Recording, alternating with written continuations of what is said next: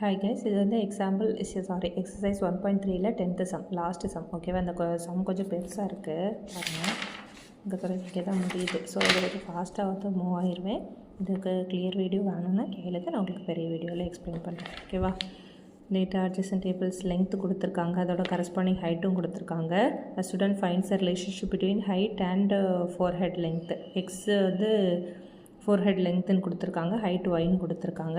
As y equal to a x plus b, அதோட relation வந்து எப்படி இருக்குன்னு போட்டிருக்காங்க. ஏ அண்ட் பி வந்து கான்ஸ்டன்ட்னு கொடுத்துருக்காங்க, வேல்யூஸ் கொடுத்துருக்காங்க. ஃபஸ்ட்டு வந்து check the relation of function. Relation வந்து ஒரு ஃபங்க்ஷனான்னு கேட்டிருக்காங்க.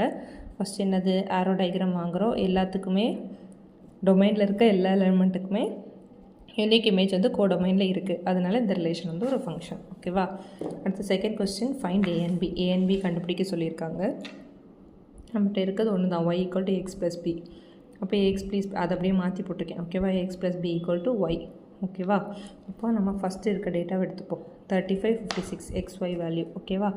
அப்போது ஏ வந்து A into 35 plus B equal to 56 ஓகேவா. எக்ஸ் வந்து 35, ஒய் வந்து 56ன்னு எடுத்தனால ஓகேவா. அப்போ 35a plus B equal to 56 வரும் ஓகேவா. இது ஃபஸ்ட் இக்குவேஷன். அதே மாதிரி செகண்ட் உள்ள வேல்யூ செகண்ட் இக்குவேஷன் எடுத்துப்போம்.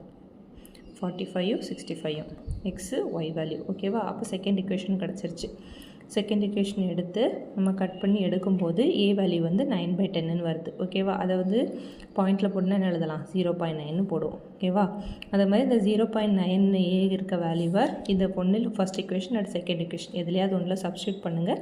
அப்போ பி வேல்யூ கிடச்சிரும். அப்போ Y equal to a x plus B. A இருக்க இடத்துல ஏ வேல்யூவும் பி இருக்க இடத்துல பி வேல்யூவும் போட்டால் நம்மளுக்கு வந்து ஃபார் ஈக்குவேஷன் நம்மளுக்கு கிடச்சிரும் ஓகேவா. ஏ வேல்யூ அதாவது ஏ வேல்யூ பி வேல்யூ நம்மளுக்கு தெரிஞ்சிடும். அப்புறம் தேர்ட் கொஸ்டின் என்னென்னா, ஹைட்டு வந்து ஹைட்டை கண்டுபிடிக்க சொல்லியிருக்காங்க, லென்த்து கொடுத்துருக்காங்க ஓகேவா. எக்ஸு கொடுத்துருக்காங்க, ஒய்யை கண்டுபிடிக்க சொல்லியிருக்காங்க, அவ்வளோதான்.